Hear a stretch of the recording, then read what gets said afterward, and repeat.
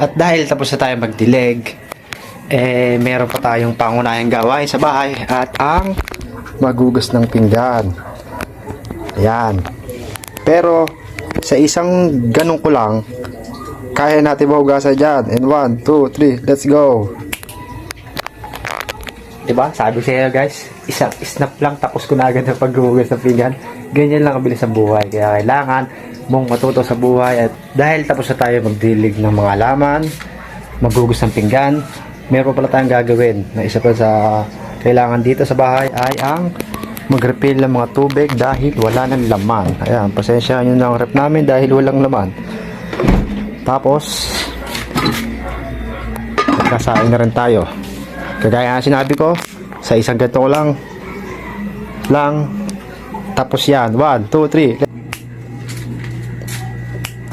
Sabi ko naman sa inyo mga tol, isang snap po lang ay tapos na agad ng mga bagay-bagay.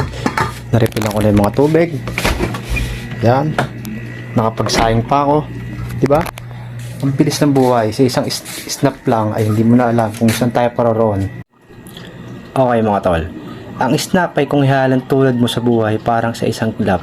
Kung mali man lang ako, di comment down below nyo na lang. Okay, balik tayo sa topic. Kung ihalin tulad mo sa buhay ang isang iglap ay mabilis. Mabilis ang panahon. Hindi mo alam kung minsan nasa taas ka, nasa baba ka. Okay, hindi ko rin naman alam kung bakit dito rin napunta yung topic. Naglinis lang naman ako ng bahay.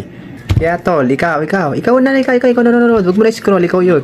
Pagbago ka na, tumulong ka sa magulang mo. Gawin mo ang makakabuti para sa pamilya mo.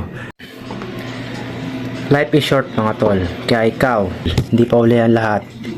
Gawin mo yung alam mo makakabuti po sa'yo. Diba? Nasayang ka na naman ilang minuto ng buhay mo.